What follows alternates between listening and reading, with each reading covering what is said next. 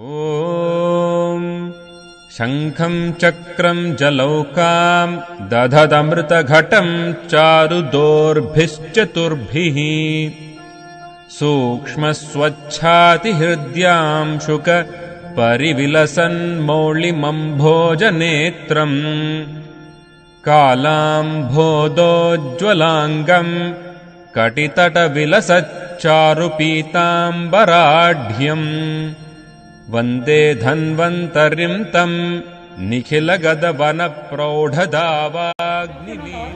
I am Dr. Shruti, working as a research fellow from IIM Bangalore. My presentation topic is effectiveness of an integrative whole system approach to the treatment of Grudrasi, an observational study. Grudrasi is characterized with severe pain resulting in a typical gait resembling that of a vulture. It can be correlated to lumbago with sciatica based on the symptoms like Koda, Stamba, Rup, etc. And the prevalence rate ranges from 1.2% to 43% population and mostly caused due to the nerve root compression. The complexity and multidimensional nature of the disease necessitates appropriate combination of treatments based on the patient's presentation. Signs and symptoms: Rup, Spandana, Satyukshepana Nigraha, Stamba, Koda, Suprata. Previous studies conducted in Ayurveda mainly focused on single treatments, and in routine practices, personalized combinations of internal and external therapies precisely tailored for an individual is practiced. And RCTs, although considered as golden standards, they limit the wholesome assessment of Ayurveda as practiced. Here, observational studies are very appropriate for Ayurveda and they provide wealth of information. Objective of the study: to evaluate the effectiveness of an integrative whole system approach to the management of pain and disability in Grudrasi being followed at IIM Healthcare Center, Bangalore. Integrative here can be defined as Ayurveda being the main treatment supported by allied systems like yoga and physiotherapy. Methodology of the study: it was an observational study. Patients were recruited from OP and IP department of IHC Bangalore.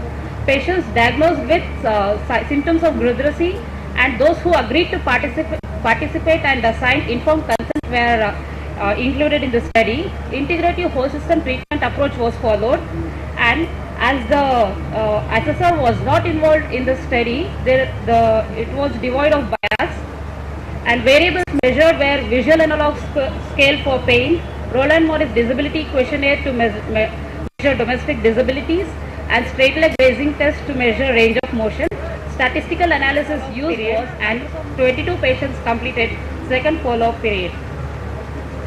Mean age of the patients were 41.53 plus or minus 1.74. Male to female ratio was equal. Mean duration of illness was 18.5 plus or minus 4.36 months, and the study period was from May 2011 to February 2012. Mean length of first follow-up was 17.5 and second follow-up was 22.6. These are the common medications used.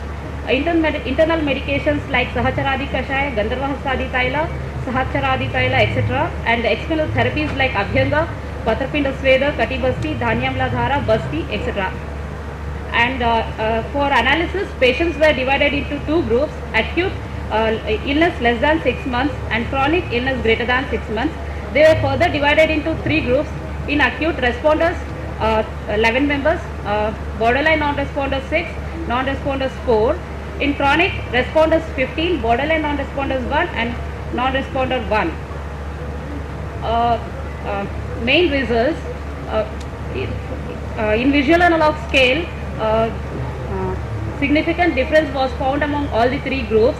Before treatment, it was 8.03, which was reduced to 3.58 at the end of treatment, and significant decrease in disability was also found in Roland-Morris disability questionnaire. Before treatment, it was 16.82, which was reduced to 10.82 at the end of the treatment. Significant difference was also found among two groups, and improvements were also found in straight leg raising test. Observations on non-responders reveal that most patients were in acute group, only 2 were in chronic group. The contingency table of these two ratios has a significance of p-value 0.0336. So, we can safely say that treatment were most effective for the chronic group. 7 out of 12 were borderline non-responders and recorded moderate decrease in both DWAS and RMDQ scales. Only 3 non-responders had 2 courses of treatment, and their decrease in VAS scores were 60%, 37.5% and 28% respectively. Of the 9 non-responders who completed 1 course of treatment, only 1 had recommended 30 days of treatment, and his decreased VAS score was 43%. Reclassifying non-responders as less than 33% reduction in VAS score reduced their numbers to 6. Only 1 was borderline non-responders and none of the remaining 5 completed the recommended 30 days of treatment. To summarize, only 1 patient who completed prescribed 30 days of treatment had a reduction in VAS score of less than 33%. Discussion. We observed a group of patients undergoing a wide variety of Ayurveda options, treatment options at our healthcare center. It clearly demonstrates that scientifically useful clinical data can be obtained from a regular practice, and by averaging over a larger variety of Ayurveda treatments and better estimate of outcome of treatment for Grudasi was possible. Almost every patient experienced a significant lowering of pain and increased number of abilities relevant to life at home, and some patients made a spectacular improvements, and failure to respond to treatment was only 5%. A possible mechanism of action, Samprakti Vighatana is the main crux of Ayurveda treatments. The effectiveness of these therapies is due to multi-pronged nature, whereby it possibly reduces pain and inflammation, that is Shulahara and Shotahara, promotes strength of the affected structures. Limitations of the study. The sample size of evaluation was not possible. The treatment duration varied among the patients and loss at follow-up was high. Conclusion. Results are encouraging and warrant further well-designed clinical trials with larger study populations using similar integrative whole system approaches.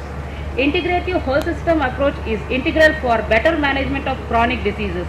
Observational studies can generate abundant information to enhance evidence-based practice of Ayurveda.